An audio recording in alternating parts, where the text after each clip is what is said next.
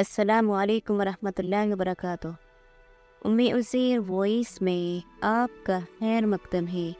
ایک دفعہ کا ذکر ہے، جاپان کے پہاڑی علاقے میں ٹوگو نامی ایک لکڑہارا اور اس کی بیوی رہا کرتے تھے۔ دونوں بوڑھے تھے اور ان کی کوئی اولاد بھی نہیں تھی جو کما کر کھلاتی، اس لیے بیچارہ لکڑہارا خود ہی صبح کو گھر سے نکل جاتا اور سارا دن جنگل میں بانس کاٹتا رہتا۔ شام کو ایک بڑا سا گٹا پیٹھ پر لاد کر لے آتا، اسے بیچ کر دونوں میاں بیوی گزارا کیا کرتے تھے۔ ایک دن شام کے وقت وہ بانسوں کا گٹھا پیٹھ پر لادے جنگل سے گھر کی طرف آ رہا تھا کہ یکایک اسے جھاڑیوں میں سے ایک عجیب قسم کی سہانی روشنی دکھائی دی۔ لکڑہارا بہت حیران ہوا اور دل میں کہنے لگا کہ یہ روشنی کیسی ہے؟ کیا آسمان سے کوئی ستارہ تو ٹوٹ کر نہیں گر پڑا؟ اس نے ڈرتے ڈرتے پتوں کو پرے ہٹایا اور کیا دیکھتا ہے کہ زمین پر ایک ننھی منی پلنگڑی بچھی ہوئی ہے اور اس پر ننھی بچی ایسے رومال اوڑھے ہوئے ہیں جیسے یوں معلوم ہوتا تھا کہ چاند کی کرنوں سے بنا ہے، اور وہ اس پر پڑی سو رہی تھی۔ یہ روشنی اسی کے چہرے سے نکل رہی تھی اور وہ ایسی حسین تھی کہ اس کے ساتھ کی لڑکی دنیا کے تخت پر کہیں نہ ہوگی۔ لکڑہارے کی آہٹ سن کر بچی جاگ اٹھی، اپنی خوبصورت آنکھیں کھول کر لکڑہارے کی صورت دیکھی تو مسکرانے لگی اور اپنے ننھے ننھے ہاتھ اس کی طرف بڑھا دیے۔ لکڑہارا کہنے لگا، اے بچی، میں نہیں جانتا کہ تو کس کی بیٹی ہے، کہاں سے آئی ہے، مگر میں تجھے اپنے گھر لے چلوں گا، وہاں میری بیوی تجھے اپنے اولاد کی طرح رکھے گی۔ لکڑہارا اس چھوٹی سی پلنگڑی کو اٹھا کر اپنے گھر لے آیا اور اس کی بیوی جو بچوں کی صورت دیکھنے کو ترس گئی تھی، اس بچی کو دیکھ کر بہت خوش ہو گئی۔ اس نے بچی کو اپنی گود میں لے لیا اور جی بھر کر پیار کیا۔ اس دن سے بچی لکڑہارے کے گھر میں پلنے لگی۔ لکڑہارا اور اس کی بیوی اس سے اتنا پیار کرتے تھے جیسے وہ ان کے دل کا ٹکڑا ہو، اور وہ بچی کچھ ایسے بھاگوں والی تھی کہ اس کے آتے ہی لکڑہارے کے دن پھر گئے اور اس کا خوب گزارا ہونے لگا۔ آج کچھ کل کچھ 15-20 برس میں وہ بچی نہایت ایک خوبصورت عورت میں بدل گئی، ایسی خوبصورت جیسے چاند ہو، ایسی نازک جیسی گلاب کی پتی ہو۔ سارے جاپان میں اس کے حسن کی دھوم مچ گئی۔ کیا چھوٹے، کیا امیر، کیا غریب، سب اسے چاہنے لگے۔ شاعر اس کے گیت بنا بنا کر گاتے تھے۔ ملک کے بہادر اور سرما طرح طرح کے کارنامے کر کے دکھاتے تھے، اس لیے انہیں سن کر وہ ان میں سے کسی سے شادی کر لے، مگر وہ کسی سے بھی شادی کرنے پر رضامند نہیں ہوئی۔ پہنچتے پہنچتے جاپان کے بادشاہ تک یہ خبر جا پہنچی۔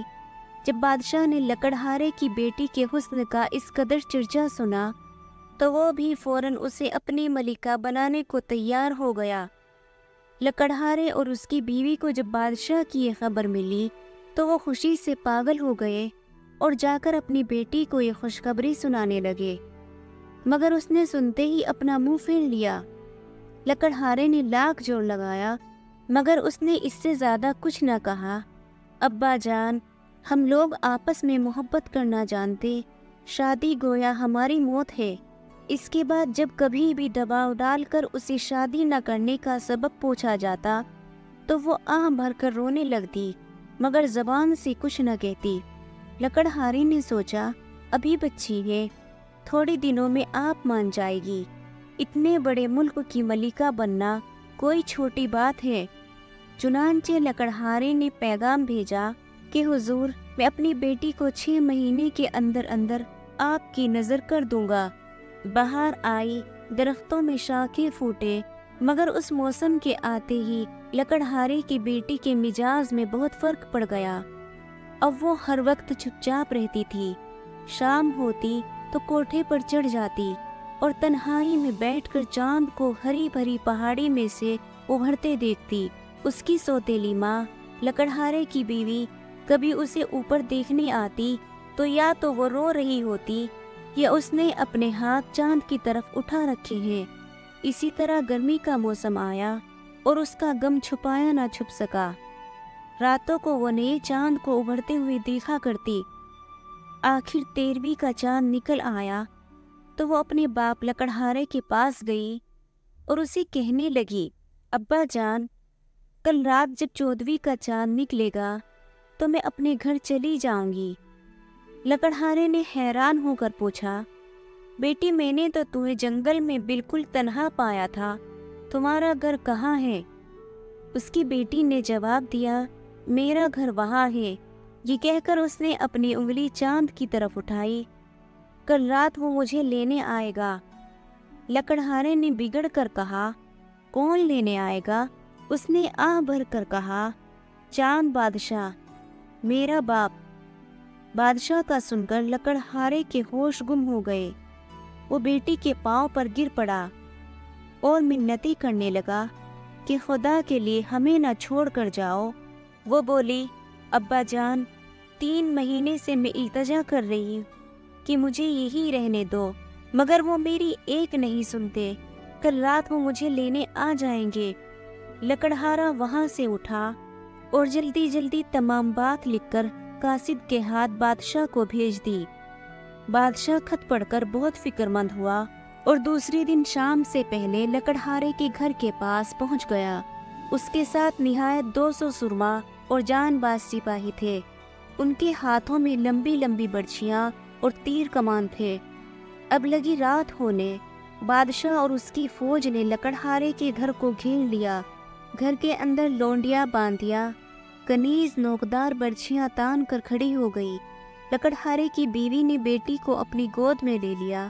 لکڑہارے کے زمین پر پاؤں نہ ٹکتے تھے، تلوار سوت کر کبھی اندر جاتا کبھی باہر آتا، بار بار کہتا، دیکھ لوں گا کون اسے ہاتھ لگاتا ہے۔ اس کی بیٹی نے جواب دیا، چاند کے بسنے والے کبھی نہیں مرتے۔ لکڑہارا بولا، وہ کیوں؟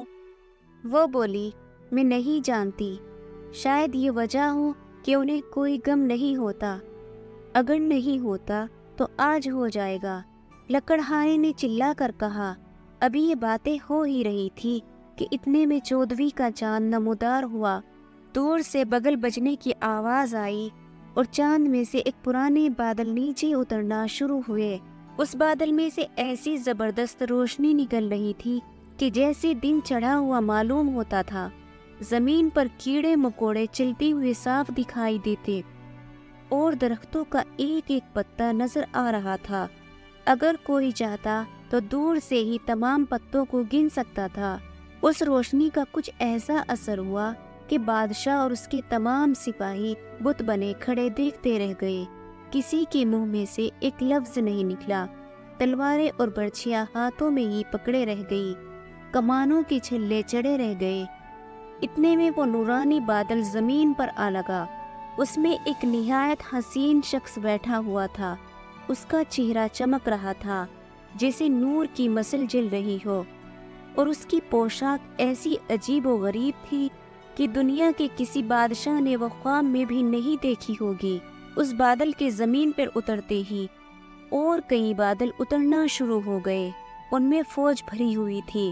چاند بادشاہ اپنے نورانی بادل سے نیچے اترا۔ چاند بادشاہ کو دیکھ کر بوڑھا لکڑہارا زمین پر گر پڑا۔ چاند بادشاہ اس کے پاس گیا اور کہا، اے بوڑھے، میری بیٹی میرے حوالے کر۔ لکڑہارے نے اس کے پاؤں پر سر رکھ کر کہا، حضور، وہ تو 20 سالوں سے میری بیٹی ہے۔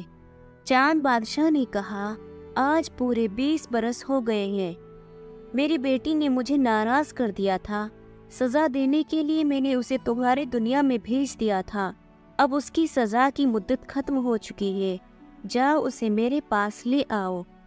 لکڑہارے نے کانپتے ہوئے کہا، حضور، وہ بیمار۔ ابھی اس نے یہ فکرہ ختم بھی نہیں کیا تھا۔ چاند بادشاہ نے پکار کر کہا، بیٹی۔ اسی وقت لکڑہارے کے سبھی دروازے خود بخود کھل گئے اور اس کی بیٹی روتی ہوئی باہر نکل آئی۔ آنسو اس کی گالوں پر چمک رہے تھے۔ چاند بادشاہ نے حیران ہو کر پوچھا، یہ تیرے گالوں پر کیا ہے؟ اس نے جواب دیا، غم کے آنسو ہیں۔ یہ سن کر چاند بادشاہ اپنے بادل کی طرف گیا اور وہاں سے ایک پروں والی پوشاک نکال لے آیا۔ جیسے اس نے اپنی بیٹی کو پروں والی پوشاک پہنائی تو فوراً اس کے آنسو سوکھ گئے اور وہ اس دن کی سب باتیں، لکڑہارے اور اس کی بیوی کی محبت سب بھول گئی، اور اسے لگ رہا تھا جیسے وہ یہاں آئی ہی نہیں تھی۔ تب چاند بادشاہ نے اسے اپنے بادل میں بٹھا لیا۔ اتنے میں پھر بگل بجا اور یہ نورانی بادل زمین سے اٹھنے لگا۔ اس کے بعد تمام بادل اڑنا شروع ہو گئے اور دیکھتے ہی دیکھتے وہ سب چاند کے پاس پہنچ گئے۔ وہاں پھر بگل بجا، چاند کے دروازے کھل گئے، تمام آسمان جگمگا اٹھے۔ چاند بادشاہ اپنی فوج کے ساتھ چاند میں داخل ہو گیا۔ دیکھنے والے دیکھتے رہ گئے، چاند کے دروازے بند ہو گئے اور اس کے ساتھ ہی آسمان پر ویسا ہی اندھیرا چھا گیا، ہاں ایک پر جو چاند کی بیٹی کے پروں والی پوشاک سے جھڑ کر زمین پر گر پڑا تھا، رات کی سیاہی میں چمک رہا تھا۔ دوستو، اس طرح کی کہانی دیکھنے کے لیے ہمارے چینل کو سبسکرائب کریں، لائک اور شیئر کریں۔ شکریہ۔